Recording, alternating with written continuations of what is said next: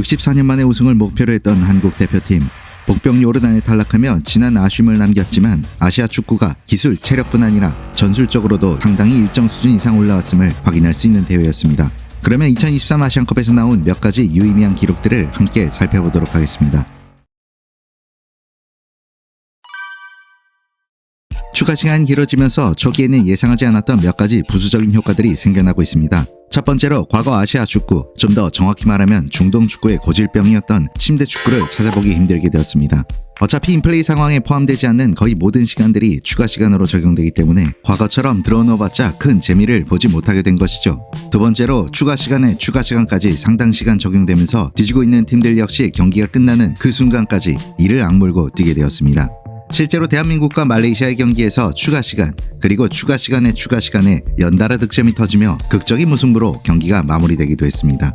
침대 축구가 사라지고 선수들이 끝까지 경기에 집중하면서 관중들은 쫄깃한 마음으로 추가 시간을 즐기게 되었고, 실제로 수많은 골들이 추가 시간에 터지며 아시안컵을 한층 더 재미있게 만들었습니다. 지난 2019 UAE 대회 때 90분 이후 터진 후반 추가 시간 득점은 조별리그에서 4골, 토너먼트에서 5골로 9골에 불과했으나 이번 카타르 아시안컵에서는 조별리그에서만 15골, 토너먼트에서 8골, 총 23골을 후반 추가 시간에 기록하며 같은 경기 수를 소화했지만 무려 2배가 넘는 증가율을 보였습니다. 특히 한국은 조별리그 2차전부터 토너먼트 8강전까지 무려 4경기 연속 후반 추가 시간 득점을 기록하며 피파 공인대회 신기록 작성과 함께 좀비 축구라는 별명을 얻기도 했습니다.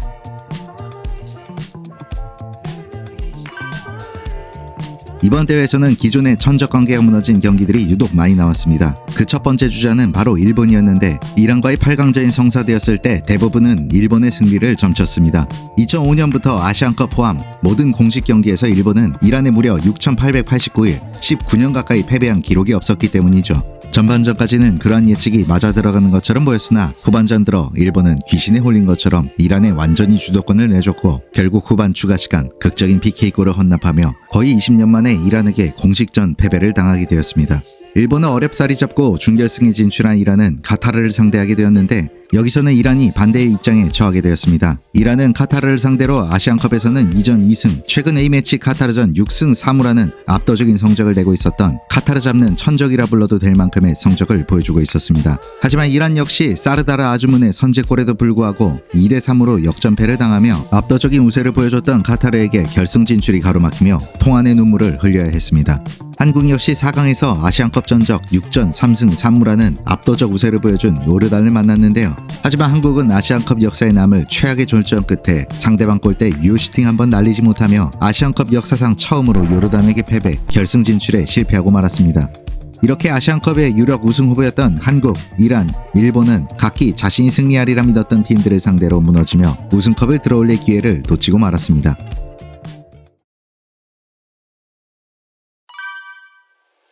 부푼 꿈을 안고 카타르로 날아와 꿀맛 한번 보지 못하고 돌아간 팀들도 있습니다. 공교롭게도 세계에서 인구 1, 2위를 다투는 두 국가 인도와 중국이 그 주인공입니다. 인도는 호주, 우즈벡, 시리아라는 만만치 않은 팀들을 상대로 무득점의 6실점을 기록하며 깔끔하게 4위로 조별리그에서 탈락했습니다. 반면 중국은 본인들보다 한 수 아래로 여겼던 타지키스탄, 레바논을 상대로 눈뜨고 보기 힘든 극악의 경기력을 보여주며 모두 0대0을 기록했지만 16강 희망을 계속해서 이어갔는데요.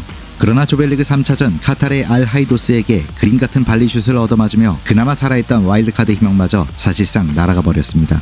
3경기 동안 0득점, 1실점, 승점 2점으로 0.53%라는 불가능한 가능성에 16강 진출 희망을 걸어보았지만 결국 그들의 희망은 24시간도 안 되어 물거품이 되었고 중국은 사상 처음으로 아시안컵 무득점 조별리그 탈락이라는 굴욕적인 성적을 받아들여야만 했습니다. 보통 약체팀들은 조별리그에서 일찍 탈락하고 강팀들은 실점을 잘 하지 않기 때문에 어느 대회에서도 두 자릿수 이상 실점하는 경우는 쉽게 찾아볼 수 없습니다. 하지만 이번 대회에서는 두 팀이나 두 자릿수 실점을 기록했는데요. 인도네시아와 대한민국이 바로 그 주인공입니다. 인도네시아는 조별리그 3경기에서 1승 2패 3득 6실점 와일드카드 턱걸이로 간신히 16강에 진출했습니다. 그리고 16강에서 호주를 만나 0대4로 대패하며 4경기에서 10실점 두 자릿수 실점을 기록하게 되었습니다. 전력이 약한 인도네시아가 16강까지 진출해 많은 실점을 한 것은 이해할 수 있으나 아시안컵의 강자로 여겨진 한국의 두 자릿수 실점은 사실 충격에 가깝습니다. 알리다이가 4골을 집어넣으며 2대6이라는 굴욕적인 스코어로 8강에서 탈락한 1996년 아시안컵에서 유일하게 두 자릿수 실점을 했던 대한민국은 28년 만에 두 자릿수 실점이라는 불명예스러운 기록을 추가하게 되었는데요. 면면을 살펴보면 더욱 충격적인 것이 사우디나 호주와 같이 강팀들에게 실점한 것은 이해할 수 있으나 이전까지 무패 기록을 가지고 있던 요르단에게 2경기에서 4실점, 피파 랭킹 132인 말레이시아에게 무려 3실점을 하는 등 한 수, 두 수 아래를 껴진 팀들에게 무려 도합 7실점이나 한 것이었죠. 손흥민, 이강인, 김민재 등 유럽파의 개인적인 능력이 없었다면 사실상 조별리그 통과마저 쉽지 않았던 대한민국 대표팀이었습니다. 깔끔한 경기장, 최상급 중계 카메라, VAR이 도입과 더불어 가장 중요한 경기력 자체의 향상이 이루어지며 이번 아시안컵은 그 어느 때보다 많은 재미를 선사했습니다. 그리고 이는 곧 대회 흥행으로 이어져 그 어느 때보다 많은 관심을 받은 아시안컵으로 기록되었는데요. 경기 총 관중수가 150만 명을 넘어섰는데 종전 최대 수치였던 2004년 중국 대회 104만 명을 훨씬 웃도는 수치를 보여주었고 한국과 동남아시아 등지에서 종전에 비해 압도적인 시청률 증가세를 보여주는 등 현장과 TV 중계뿐 아니라 SNS를 통한 관심까지 폭발하며 AFC 관계자들의 입가에는 환한 미소를 감출 수 없는 대회로 기록되었습니다. 한국에서는 특히 국민적인 관심이 모아져서 준결승 요르단전은 새벽 경기임에도 불구하고 무려 28.2%라는 놀라운 시청률을 기록했는데 만약 한국이 결승전에 진출했다면 아마도 스포츠 역사에 남을 대박 시청률이 가능했을 것 같습니다. 이번 대회에선 크게 주목을 받지 못했던 국가들이 의외의 선전으로 많은 감동을 주기도 했습니다. 축구의 변방으로 여겨지는 중앙아시아의 타지키스탄은 106위의 피파 랭킹이 말해주듯 지금까지 메이저 대회에 출전조차 못해본 국가이기에 첫 번째 아시안컵인 이 대회에서 조별리그 통과조차 어려울 것으로 예상되었습니다. 하지만 아인슈타인이라는 별명으로 불린 세그르트 감독의 지휘 아래 선수들은 엄청난 활동량과 투지를 보여주며 레바논을 꺾고 조 2위로 16강에 진출했고 앞선 두 번의 대회에서 연속 4강에 오른 강호 UAE를 맞아 승부차기까지 가는 접전 끝에 승리하며 8강 진출에 성공했습니다. 그리고 또 다른 돌풍의 팀 요르단, 타지키스탄과 요르단은 각자 역대 최고의 성적을 갱신하기 위한 외나무 다리에서 만났는데요. 요르단은 후반전 터진 타지키스탄의 자책골로 준결승에 진출했고 그 기세를 살려 한국까지 2대0으로 잡아내며 기존 최고 성적이었던 8강을 뛰어넘어 결승까지 진출하는 저력을 보여주었습니다. 처녀 출전에 8강 진출을 이룩한 타지키스탄, 그리고 결승까지 진출하며 역대 최고의 성적을 낸 요르단. 양팀 선수들은 다크호스가 보여줄 수 있는 감동과 전율을 선사하며 축구공은 둥글다는 격언을 몸소 보여주었습니다.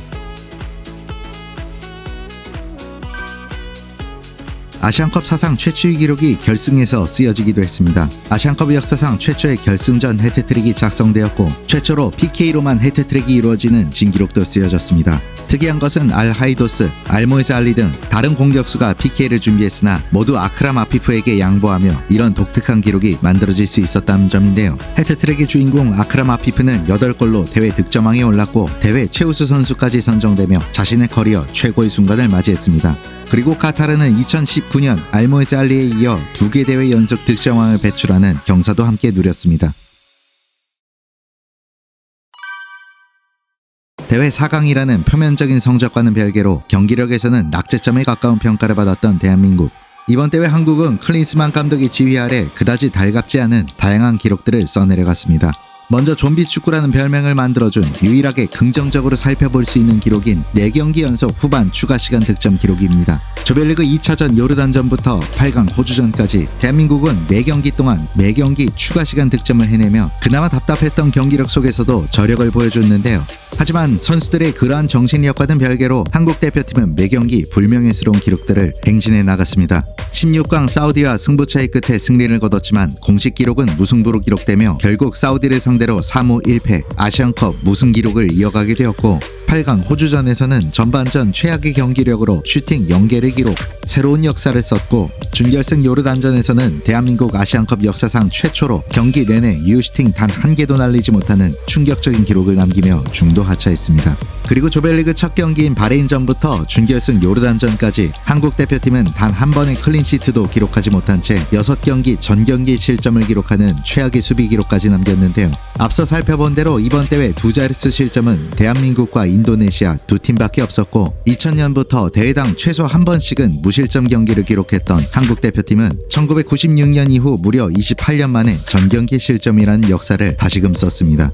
K리그 1위 팀 수비 라인으로 구성되어 조직력도 갖춰져 있고 대한민국 역사상 최고의 센터백으로 불리는 김민재를 부여한 한국 대표팀 입장에서는 열이 받는 정도를 넘어 이해가 가지 않는 성적이라 할 수 있을 정도입니다. 준결승 요르단전은 앞서 살펴본 대로 굴욕적인 유효슈팅 0개의 기록과 더불어 아시안컵에서 3승 3무로 요르단전 무패 기록을 이어가던 한국 대표팀이 사상 첫 패배를 당하며 대한민국 국민들의 분노는 극에 달했는데요. 클린스만 감독은 아시안컵 4강 진출이라는 성적만을 내세우며 큰 문제가 없다는 입장을 표명했지만 최악을 넘어 굴욕에 가까운 수비와 공격 지표들을 보고도 그런 말이 나올 수 있는지 클린스만 감독의 발언은 이해가 가지 않는 부분이 너무나 많습니다. 지금까지 2023 아시안컵 관련한 다양한 기록들을 살펴보았는데요. 역대 최고의 흥행을 기록했지만 한국 축구에는 상당히 무거운 숙제를 안겨준 이번 아시안컵. 여러분들은 이번 아시안컵의 어떤 기록이 가장 인상적이었나요? 지금까지 필로스포츠였습니다.